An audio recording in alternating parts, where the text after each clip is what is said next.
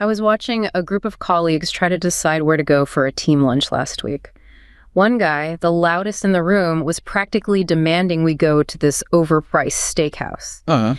He was using what you might call the stick, hinting that if we didn't go his way, he'd be a nightmare to work with for the rest of the afternoon. People were visibly annoyed, but, they were starting to give in just to keep the peace. The path of least resistance. Exactly. Then the department head walked in. She didn't mention the steakhouse. She didn't even offer a suggestion. She just looked at the whiteboard and asked a single, quiet question about the quarterly budget. And just like that, immediately, the steakhouse guy went silent. The room's tension just vanished, replaced by this sudden collective focus on spreadsheets. What struck me wasn't just that the conversation changed. it was how it changed. It was how naturally everyone pivoted. The first guy was trying to exercise raw power, trying to force people to do something they clearly didn't want to do. But the department head, she didn't need to threaten anyone. She held a position that everyone respected as rightful. And with one sentence, she didn't just win the argument, she erased it. She moved the goalposts of what was even worth discussing. She changed the entire frame of the conversation. It really made me wonder, why do we actually listen to anyone? Is it because we're afraid of the consequences, or is it because we've been conditioned to believe that certain people have the right to lead us? Sometimes the most potent form of control isn't the one that makes you surrender. It's the one that makes you forget you were even fighting. We often confuse having the ability to bark orders with having the true standing to be heard. Right. To understand the difference, we have to look at the invisible architecture of power and the hidden weight of authority. That opening story is the perfect illustration of what we're trying to understand today. When we analyze power, the common mistake is only looking at the visible conflict. The loud argument over the steakhouse. That's the raw power you were talking about? Coercion. Exactly. That's coercive power. But the department head exercised authority, which is power draped in legitimacy. We accept it because we believe she has the standing, the right, to change the agenda. And that's really the core of our deep dive today, isn't it? It's exactly the conceptual space we need to inhabit. Our mission is to look beyond those visible conflicts and decisions. We are examining the systemic forces that predetermine what is even considered a legitimate topic for debate. What's even considered an issue at all? Precisely. And the deeply entrenched philosophical frameworks that either uphold or actively dismantle the foundation of social cohesion. This is the difference between analyzing who won the chess game and analyzing who set up the board and defined the rules. And whether the players even agree on what a king is anymore. You got it. We're moving beyond just observable decisions into the realm of non-decisions. Okay, let's unpack this. For a long time, political science focused on what you could call the observable face of power, the pluralist approach. You look at a city council meeting, you track the key lobbyists, you trace the decision-making process for a new highway, and you see who won the vote. It's clean, empirical, and trackable. And utterly incomplete, as theorists like Backrack and Baratz argued decades ago. They introduced the idea that observing power solely through visible conflicts is fundamentally misleading. Because it ignores the second face of power. Exactly. The more potent face of power. If you only look at who signs the bill, you miss the power dynamic that determined which issues got a bill in the first place. So the second face of power is exercised before the issue reaches the public agenda.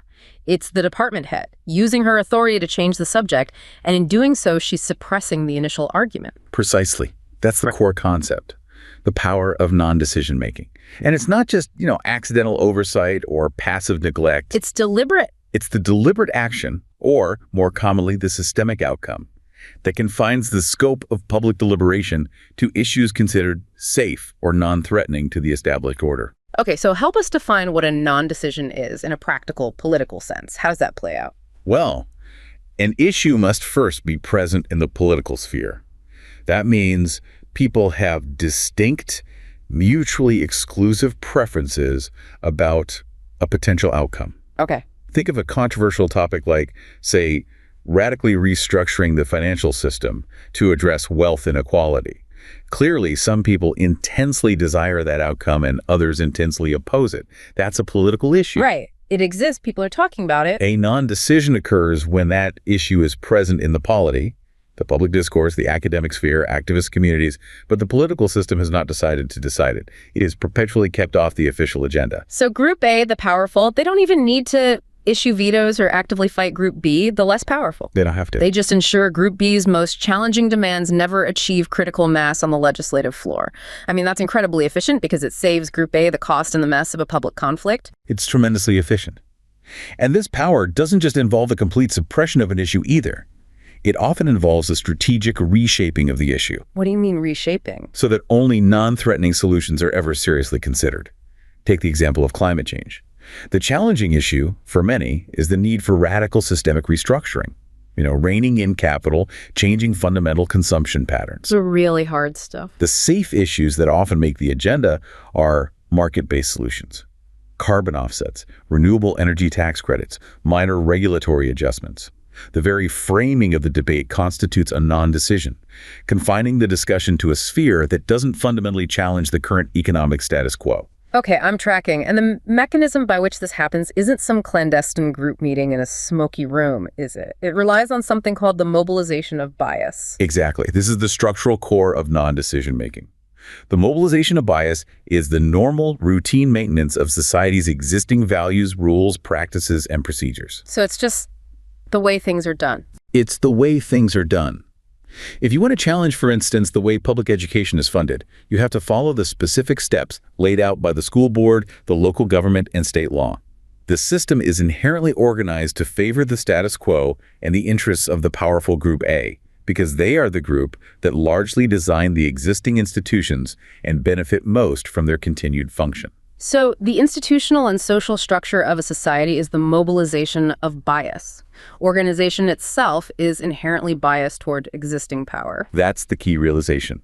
Challenging the status quo means challenging the very rules of the game that everyone has already tacitly agreed upon, and those rules require immense procedural effort to change. Which is why challenges against deep-seated structural inequality like demands for radical wealth redistribution or major institutional upheaval face such incredible friction. They hit the wall of the system's organization. That makes perfect sense intuitively, but can we isolate this dynamic empirically? I mean, does the research support the idea that simply having a legitimate framework suppresses dissent, even when the underlying conditions are unfair? Absolutely, and this is where the laboratory experiments on power dynamics are so enlightening.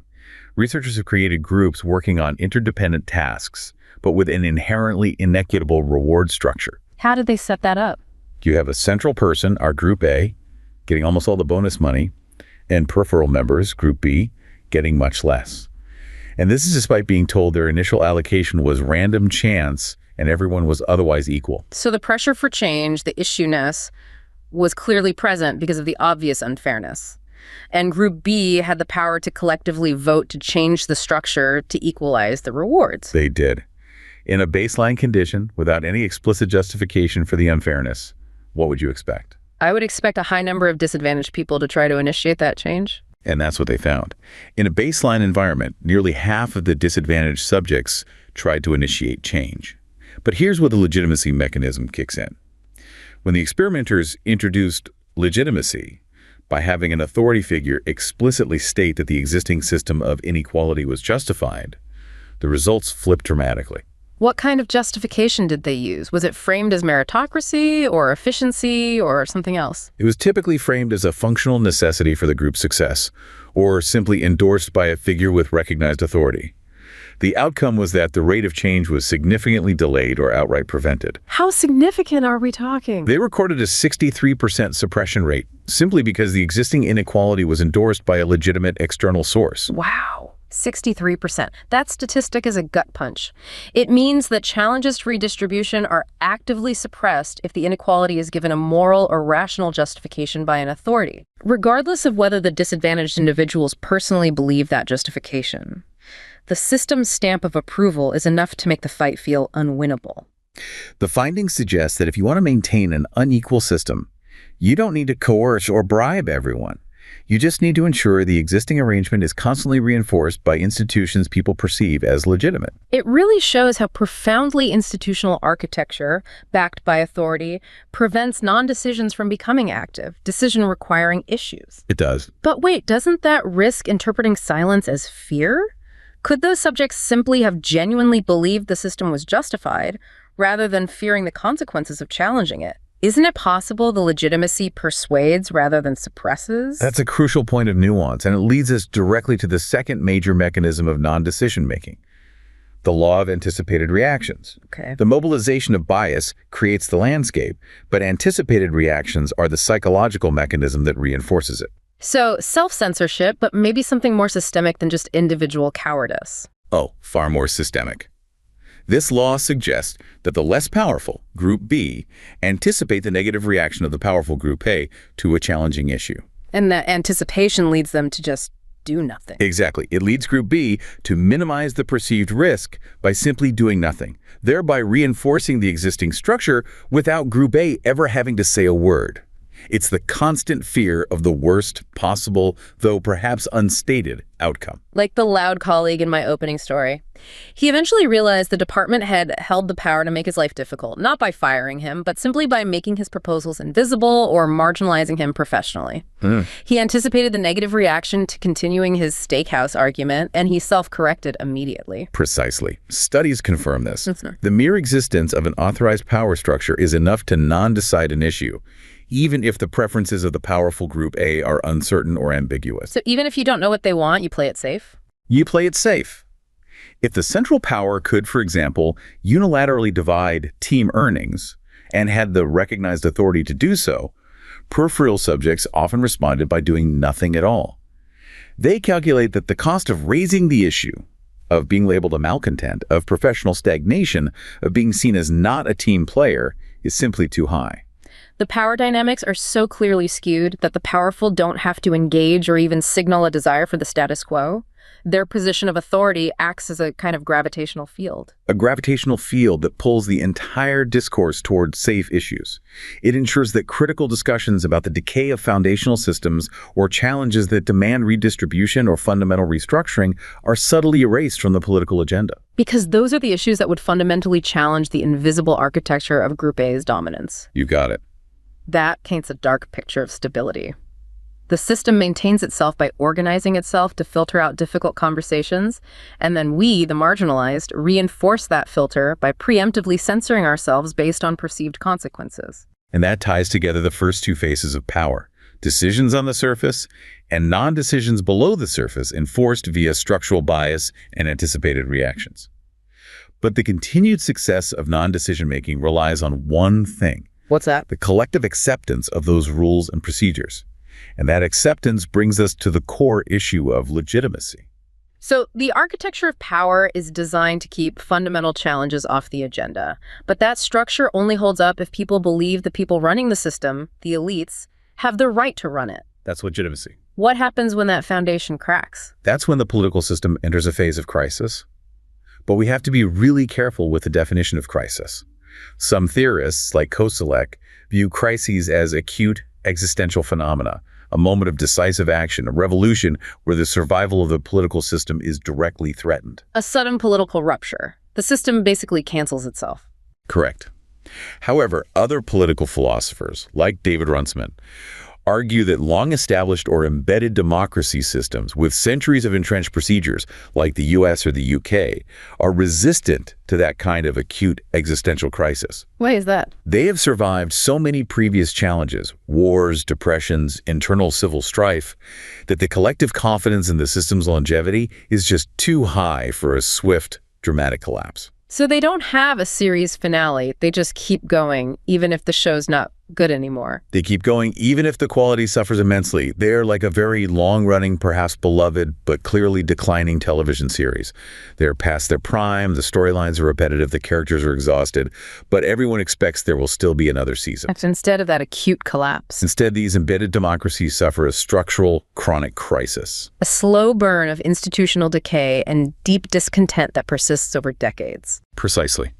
A chronic legitimacy crisis is defined by persistent deadlock and constant contestation of the democratic procedures, even while the democratic political system itself is nominally affirmed.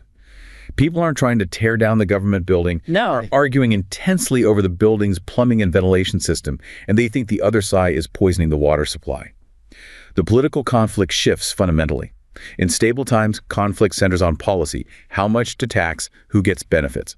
In a chronic crisis, conflict moves to the procedures themselves. Wait, but isn't fighting over procedures always part of democracy? How do we know when the focus on rules shifts from healthy political maneuvering, which is what the Founding Fathers intended, to a genuine crisis of legitimacy? That is the essential question. The difference lies in the intensity and the frame. In a healthy democracy, procedural disputes, say, a debate over filibuster rules, are means to achieve policy ends. In a chronic crisis, the procedural fight becomes the end. It crowds out substantive policy issues. The losers in the political order, feeling intensely alienated, begin politicizing the foundational rules because they associate the existing procedures with their losses and their perceived powerlessness. And this is driven by intense resentment, which Bernard Williams identified as key to understanding legitimacy crises. Absolutely. Resentment, or what Nietzsche termed ressentiment, is the emotional fuel here. Williams describes resentment as the specific feeling of being subjected to coercion without rightful cause. The feeling that someone is demanding you do something, but they don't have the proper authority or justification to do so. So in politics, that becomes a profound alienation where you just stop identifying with the state's decisions. Exactly. That term, ressentiment, the protracted hostility of the weak, it captures that deeply miserable feeling you get when you know you can't win against the existing structure, and you start redefining your values or attacking the rules just to cope with the powerlessness. A sense of disempowerment and unmet expectations. And in a chronic crisis, this drives the less powerful to pursue procedural reforms, viewing them as necessary to unblock or purify the democratic procedures that they believe have been corrupted by the existing elites, or, as we discussed earlier, are inherently biased toward the Group A status quo.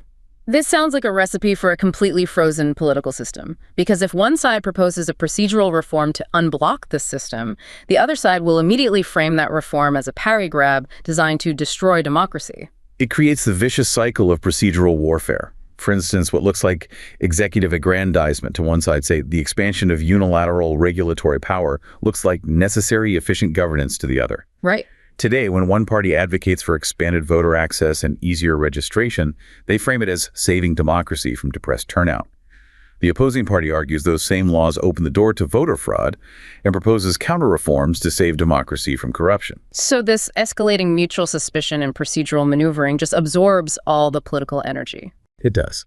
And the ultimate distortion of the chronic crisis is that the energy spent fighting over the rules means the state capacity to solve real problems declines. And those unsolved problems just generate more malaise, more disempowerment, and more resentment. It's a self-perpetuating spiral of decay. And this spiral is often triggered, or at least massively amplified, by the failure of political elites, what we might call the noble betrayal by elite institutions. To demonstrate how swiftly economic performance yields to issues of integrity and responsiveness as the sustained driver of this legitimacy crisis, we can look at the data from Spain following the 2008 Great Recession. Spain is fascinating because it's a young democracy reestablished relatively recently, and it experienced a dramatic, sudden decline in political trust after 2008, becoming one of the lowest in Europe. Initially, you'd assume this was purely an issue of economic performance, the harsh reality of the recession. And that initial correlation was undeniable. Trust in the parliament and political parties dropped severely between 2008 and 2012, perfectly mirroring the decline in the economic performance index. But that's not the whole story. Not at all. Here's the crucial finding, the point where the crisis shifts from acute performance failure to chronic structural damage. Trust did not recover even after the Spanish economy began improving significantly after 2013. So the initial shock passed, the economy stabilized and began growing, but the legitimacy deficit remained. The problem was no longer simply about money. Exactly. The crisis served as a profound performance test. Once the system failed that test, the public's attention shifted to internal failings of the political elite and the process itself. We can categorize the drivers of trust as the 3 Ps: performance, process, and probity. Performance failed, but then probity and process took over as the sustained long-term drivers of distrust. Okay, let's break down those remaining 2.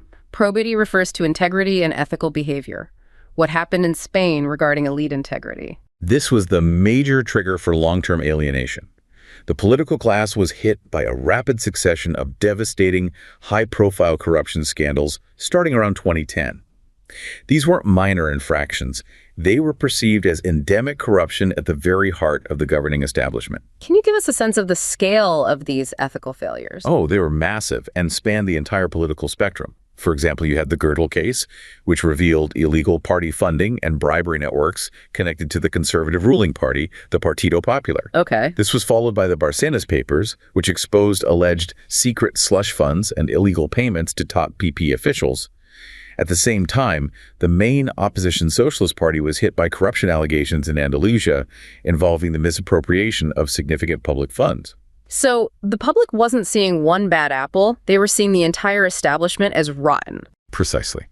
And adding fuel to the fire were scandals that highlighted elite privilege, such as the use of black credit cards unreported, company-issued cards by leaders from multiple financial institutions and political parties for lavish personal purchases. Unbelievable. The public concern about corruption and fraud as a principal national problem abruptly soared after 2012 and peaked in 2014, long after the worst of the economic recession had ended. This demonstrated that the failure of probity became the independent, sustained driver of distrust. And what about the failure of process, that sense of responsiveness? The crisis profoundly undermined the belief that the system was responsive to citizens' demands.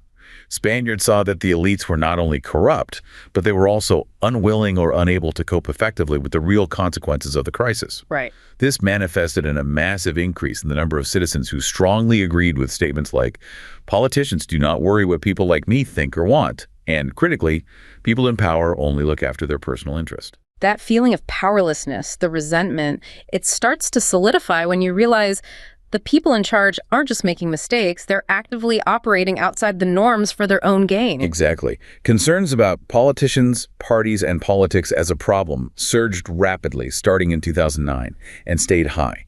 The economic recovery was utterly insufficient to restore legitimacy because the perceived ethical and procedural failures had fundamentally broken the trust contract. And that structural alienation paved the way for, what, new parties? New radical parties that campaigned explicitly on moral integrity, promising to tear down the corrupt architecture and explicit rejection of the traditional establishment. That paints a powerful arc. Structural forces of non-decision-making keep core issues off the table, creating latent resentment. Then, elite failures of performance, probity, and process actively hollow out the legitimacy of the system from within. This chronic crisis creates a vacuum of trust and meaning. And that vacuum is where new, radical ways of seeing the world rush in. When trust in objective institutions collapses, when traditional power structures are seen as illegitimate or corrupt, antagonistic cultural frameworks gain traction. And this is where we transition from political and economic failure to philosophical upheaval. Exactly. We now need to tackle the third and final dimension of the invisible architecture of power. The cultural and philosophical frameworks that don't just react to corruption, but actively promote conflict and the rejection of common ground. We are talking about the rise of wokeism, which is framed in our research as a popularization of critical theory. That is the critical framing.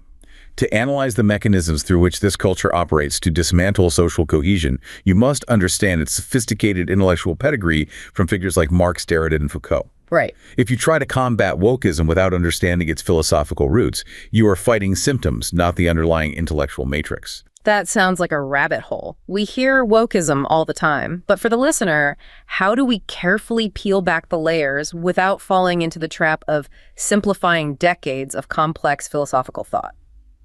Let's start with the first strand, the shift in how the self is defined. The first strand is the radicalization of the modern self and subjectivity.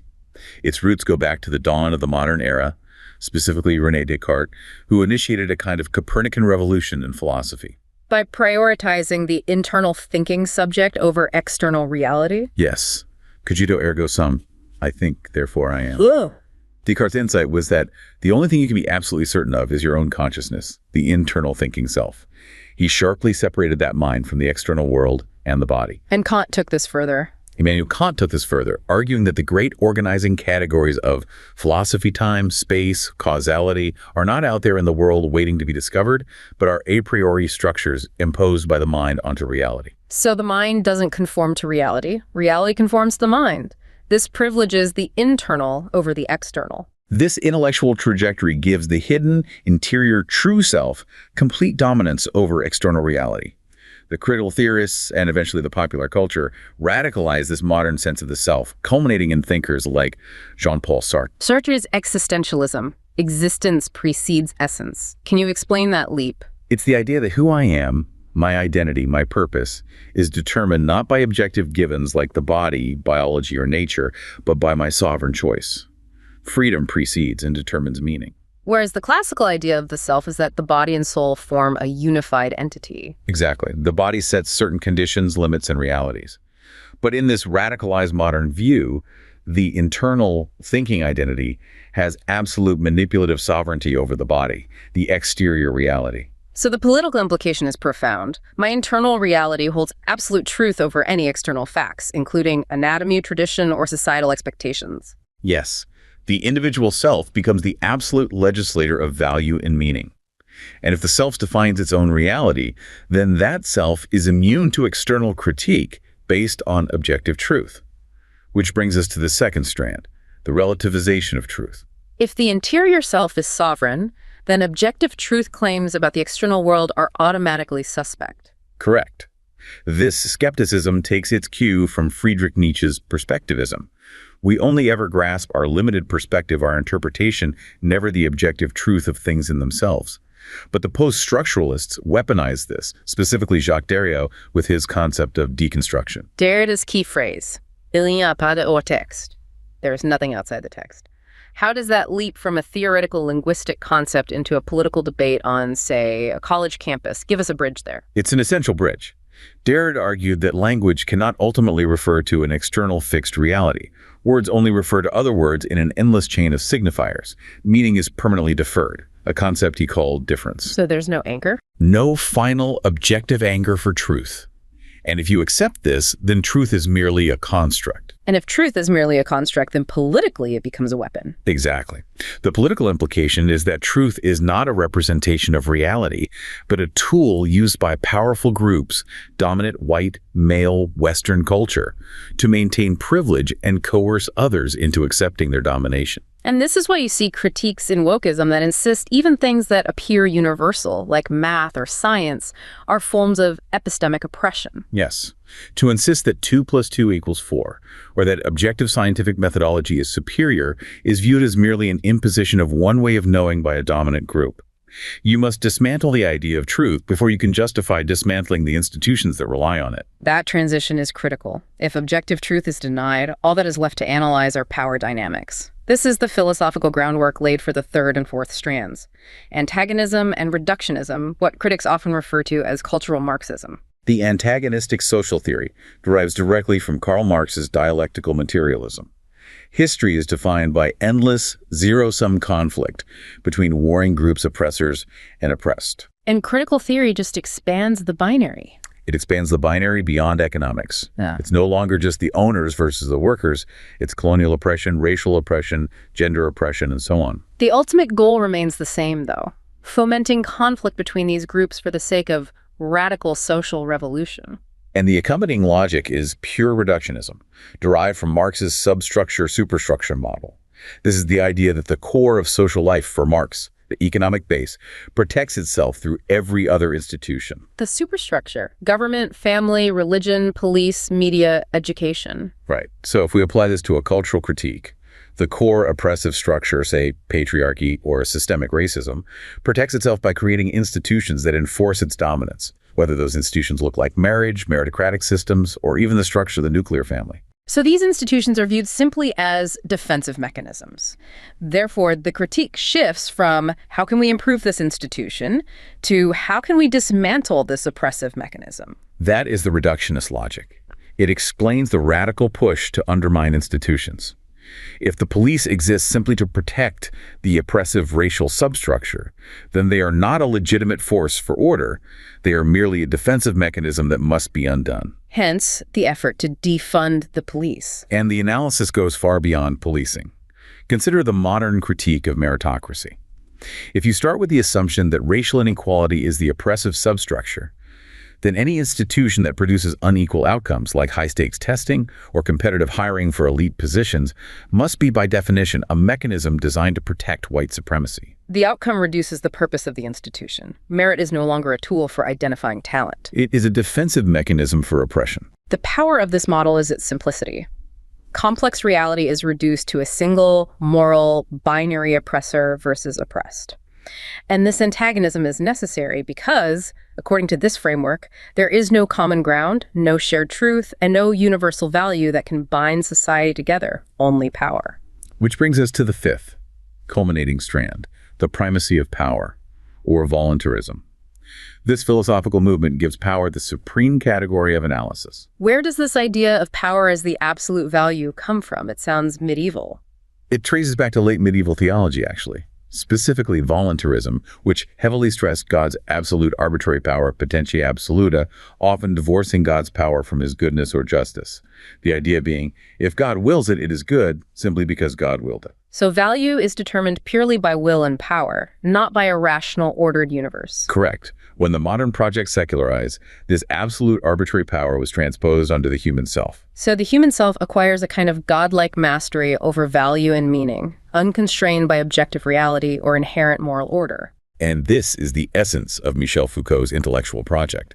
Foucault, through his intellectual archaeology, systematically sought to set aside any claims to objective truth, justice, or goodness, and instead analyze society exclusively in terms of power dynamics and coercion strategies used by dominant groups. Power is the only thing that matters. It's the only lens. So if the self possesses absolute power to define reality, meaning, and value, the contemporary result is, don't tell me what to do and don't tell me who I am. This is Foucault translated for the masses, where the focus shifts entirely to analyzing who is the oppressor and who is the oppressed, rejecting any other primary values like justice or love. And this is where the cultural project risks creating social chaos. It is. The classical moral framework defines primary absolute values like justice and love. You can never argue that it would be right to commit an unjust act. But critical theory, through this lens, elevates secondary values secundum quid, or according to circumstance, to absolute status. Like diversity, equity, and inclusion, DEI. These are goods, certainly, but they are conditional. They are secundum quid. They are not primary values. Inclusivity, for example, is not absolute. It requires that you exclude certain people or ideas in order to include others. Right. When you try to make these conditional values absolute, they become inherently contradictory and start to consume the primary values they were meant to serve. If the highest value is pure power, and every social interaction is merely an antagonistic struggle for that power, then you have no choice but to advocate for the dismantling of the existing system. Because the system is, by definition, serving only the will of the oppressor. That's the logical endpoint. It is. The cultural power of wokeism lies in its ability to combine these 5 strands: radical subjective identity, rejection of objective truth, antagonistic social theory, reductionist institutional critique, and the primacy of power to simultaneously reject common ground and validate an unwinnable existential conflict. It doesn't seek to merely win a policy debate. It seeks to delegitimize the entire premise of the debate. This has been an incredibly thorough deep dive into the invisible forces shaping our political and social reality. We began by exploring power that operates by hiding the argument, entirely non-decision-making. Relying on the structural mobilization of bias and the self-censorship enforced by the law of anticipated reactions. Right. This architecture ensures that fundamental challenges to the status quo rarely even reach the agenda. We then charted the hollowing out of political authority in embedded democracies, where chronic legitimacy crises replace acute collapse. This structural decay is driven by deep-seated resentment stemming from perceived powerlessness. But crucially, it's sustained and intensified by elite failures in probity and responsiveness, as we saw so clearly in the shift in the Spanish data. This elite betrayal fuels a vicious cycle of procedural warfare. It does. And finally, we synthesize the aggressive cultural frameworks that rush into this vacuum of legitimacy and objective truth. Wokeism, as the popularization of critical theory, provides the intellectual tools to reject shared reality, elevate subjective feeling to sovereignty, and reduce all complex social interaction to a pure, antagonistic struggle for power between oppressors and oppressed. The modern challenge is navigating a political environment where deep-seated structural forces push back against any fundamental change. The invisible architecture of power is successful not when it forces compliance, but when the marginalized stop thinking they have the right to ask for change. While political legitimacy is simultaneously being hollowed out by elite failure and actively destabilized by cultural philosophies that reject common ground and objective values. The result is a political debate reduced to an unwinnable existential conflict that crowds out the substantive issues the state desperately needs to solve, leading to a profound shared sense of decline.